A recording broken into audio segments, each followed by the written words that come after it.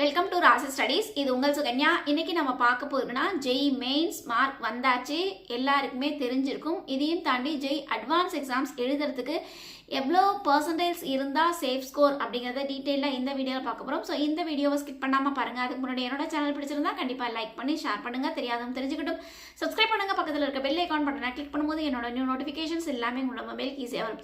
இப்போ பார்த்தீங்கன்னா JEE mains April செஷன்ஸ்க்கு உங்களுக்கு ரெஸ்பான்ஸ் ஷீட்டும் வந்தாச்சு, ப்ரொஃபஷனல் ஆன்சர் கீயும் வந்தாச்சு. ஸோ எல்லாருமே அவங்களோட மார்க்ஸை வந்து கால்குலேட் பண்ணியிருப்பீங்க.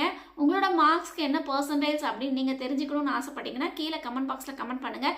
நிறைய கமெண்ட்ஸ் வருது அப்படின்னா கண்டிப்பாக நம்ம லைவ் செஷன்ஸில் உங்களோட மார்க்ஸ்க்கு என்ன பர்சன்டேஜ் கிடைக்கும் அப்படிங்கிறத டீட்டெயிலாக சொல்லலாம். வந்து பர்டிகுலராக உங்களுக்கு சர்டைன் பர்சன்டேஜ் இருந்தால் தான் ஜெய் அட்வான்ஸுக்கு நீங்கள் எலிஜிபிள் ஆக முடியும். சரிங்களா? ஜெய் அட்வான்ஸை பொறுத்த வரைக்கும் கிட்டத்தட்ட எவ்வளோ லட்சம் பேர் எழுதினாலும் ஜெய் அட்வான்ஸுக்கு 2.5 லட்சம் பேர் தான் குவாலிஃபைட். அப்படிங்கிற பட்சத்தில் ஒவ்வொரு வருஷமும் இந்த சேஃப் ஸ்கோர், அதாவது உங்களுக்கு வந்து ஜெய் மெயின்ஸோட கட் ஆஃப் வச்சு தான் ஜெய் அட்வான்ஸ் எக்ஸாம்ஸ் எழுத முடியும்னால ஒரு certain eligible criteria safe score அப்படின்னு சொல்லிட்டு ஒரு சர்டைன் க்ரைட்டீரியாஸ் அவங்க கொடுப்பாங்க. ஒவ்வொரு வருஷமும் இது மாறிக்கிட்டே இருக்கும். சரிங்களா? என்ன காரணம் அப்படின்னு கேட்டிங்கன்னா, ஓவராலாக கொஷின் பேப்பரோட டிஃபிகல்ட்டி லெவல்ஸ் எப்படி இருக்குது, எவ்வளோ பேர் வந்து இந்த எக்ஸாம்ஸ் எழுதியிருக்காங்க, எவ்வளோ பர்சன்டேஜ் அதிகம் வாங்கியிருக்காங்க, அதை பொறுத்து உங்களுக்கு ஜெய் அட்வான்ஸுக்கு சேஃப் ஸ்கோர், அதாவது எலிஜிபிள் கட் ஆஃப் வந்து உங்களுக்கு வேரி ஆகிட்டே இருக்கும். இப்போ பார்த்தீங்கன்னா 2021 உங்களுக்கு வந்து எவ்வளோ பர்சன்டேஜ் ஜெய் அட்வான்ஸுக்கு எலிஜிபிளாக இருந்தது அப்படின்னு பார்த்தீங்கன்னா, உங்களுக்கு ஜென்ரலுக்கு உங்களுக்கு 87.8, இடபிள்யூஎஸ்க்கு 66.2, ஓபிசிக்கு 68.02, எஸ்சிக்கு 46.88, எஸ்டிக்கு 34.67 இருந்தது. சரிங்களா? இதுக்கு அடுத்து 2021லேருந்து 2022க்கு உங்களுக்கு கிராஜுவலாக குறைஞ்சது. என்ன காரணம் அப்படின்னு கேட்டிங்கன்னா, கோவிட் சுச்சுவேஷன்ஸ்னால மோஸ்ட் ப்ராபப்ளி நிறைய ஸ்டூடெண்ட்ஸ் வந்து எக்ஸாம் எழுதலை. சரிங்களா? அதனால் உங்களுக்கு பர்சன்டேஜும் கொஞ்சம் குறைஞ்சது. எவ்வளோ குறைஞ்சது அப்படின்னு பார்த்தீங்கன்னா, உங்களுக்கு பாருங்கள், உங்களுக்கு ஜென்ரலுக்கு 0.51, அதே மாதிரி இடபிள்யூஎஸ்க்கு 3%, ஓபிசி என்சிலுக்கு 1%, எஸ்சிக்கு 3%, எஸ்டிக்கு 7% வரைக்கும் குறைஞ்சது. அதுக்கு அடுத்து வந்து உங்களுக்கு எவ்வளோ பர்சன்டேஜ் வந்து எலிஜிபிளாக இருந்தது 2022 அப்படின்னு பார்த்தீங்கன்னா, ஸோ ஓபிசி என்சிஎலுக்கு 88%, இடபிள்யூஎஸ்க்கு 63, ஓபிசிக்கு 67, எஸ்சிக்கு 43, எஸ்டிக்கு வந்து 26 இருந்தால் நீங்கள் ஜெய் அட்வான்ஸுக்கு 2023க்கு எலிஜிபிள் அப்படின்னு சொல்லியிருந்தாங்க.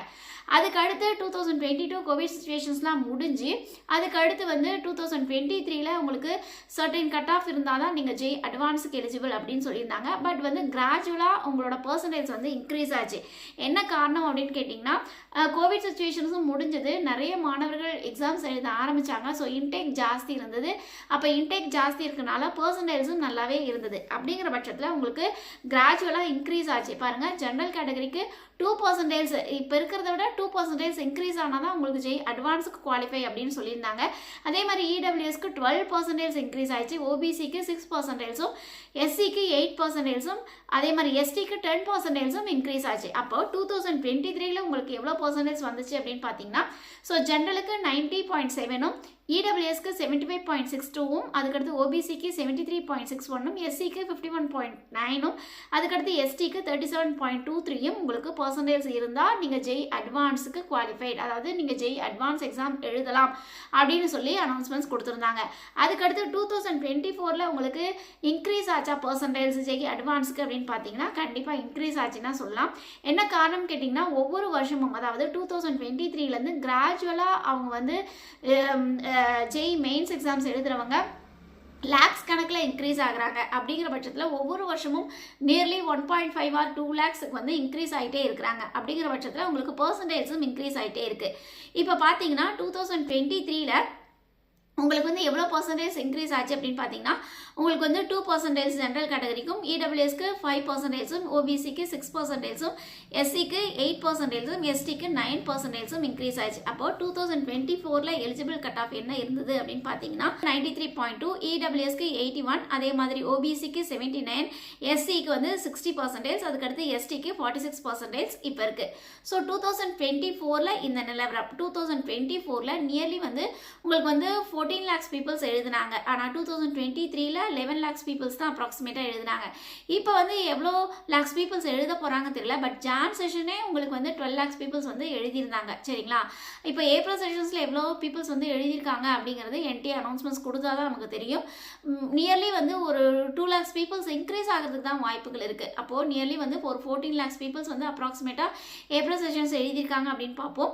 அப்படிங்கிற பட்சத்தில் உங்களுக்கு இந்த பர்சன்டேஜ் இன்னும் கொஞ்சம் இன்க்ரீஸ் ஆகிறதுக்கு தான் வாய்ப்புகள் இருக்குது. அப்படிங்கிற பட்சத்தில் 2025ல் அதாவது இந்த வருஷம் வந்து உங்களுக்கு எலிஜிபிள் பர்சன்டேஜ் அதாவது சேஃப் ஸ்கோர் ஜெய் அட்வான்ஸுக்கு என்ன இருக்கும் அப்படின்னு பார்த்தீங்கன்னா ஜென்ரல் கேட்டகரிக்கு மேபி 95%, இடபிள்யூஎஸ்க்கு உங்களுக்கு 86%, ஓபிசிக்கு உங்களுக்கு வந்து நியர்லி 85%, அதுக்கடுத்து எஸ்சிக்கு நியர்லி வந்து 68%, எஸ்டிக்கு நியர்லி வந்து உங்களுக்கு ஒரு 54 அந்த ரேஞ்சஸில் இருந்தால் கண்டிப்பாக உங்களுக்கு எலிஜிபிள் பர்சன்டேஜ் அப்படின்னு சொல்லலாம். இந்த எலிஜிபிள் பர்சன்டேஜ் இருந்தால் தான் நீங்கள் ஜெய் அட்வான்ஸ் குவாலிஃபைட். ஸோ நம்ம வந்து இது ஒரு அப்ராக்சிமேட்டாக 2025ல் இந்த எலிஜிபிள் பர்சன்டேஜ் இருக்கலாம் அப்படிங்கிறத நம்ம சொல்லியிருக்கோம். ஈவன் தோ என்டிஏ வந்து அனௌன்ஸ்மெண்ட்ஸ் கொடுப்பாங்க எவ்வளோ மாணவர்கள் எழுதியிருக்காங்க ஏப்ரல் செஷன்ஸ்லேயே ஓவராலாக எவ்வளோ எழுதியிருக்காங்க. இதில் வந்து டாப் 2.5 lakhs ஸ்டூடெண்ட்ஸை மட்டும்தான் பர்சன்டேஜ் கால்குலேட் பண்ணி அந்த பர்சன்டேஜ்க்கு ஏற்ற மாதிரி தான் உங்களுக்கு ஜெய் அட்வான்ஸுக்கு குவாலிஃபைட் அப்படின்னு சொல்லி அனௌன்ஸ்மெண்ட்ஸ் கொடுப்பாங்க. ஸோ நம்மளோட சேனலை வாட்ச் பண்ணிகிட்டே இருங்க. நம்மளோட சேனலில் எல்லா அப்டேஷன்ஸும் நம்மளோட சேனலில் கொடுப்போம். இதையும் தாண்டி லைக் பண்ணிட்டு பாருங்கள். இந்த மாதிரி நிறைய அப்டேஷன்ஸ் நிறைய மாணவர்களுக்கு போய் சேரல. நீங்கள் பண்ணுற லைக்ஸ்னால அவங்களும் பார்த்து பயன்பெறுவாங்க. ஓகே ஃப்ரெண்ட்ஸ், இந்த வீடியோ உங்களுக்கு பிடிச்சிருக்குன்னு நினைக்கிறேன். பிடிச்சிருந்தா லைக் பண்ணி ஷேர் பண்ணுங்க. தெரியாதவங்க தெரிஞ்சுக்கிட்டும் சப்ஸ்கிரைப் பண்ணுங்க. பக்கத்தில் இருக்க பெல் ஐக்கான் பட்டனை கிளிக் பண்ணும்போது என்னோட நியூ நோட்டிஃபிகேஷன்ஸ் எல்லாமே உங்களோட மொபைலுக்கு ஈஸியாகும். தேங்க்யூ ஃபார் வாட்சிங். பை.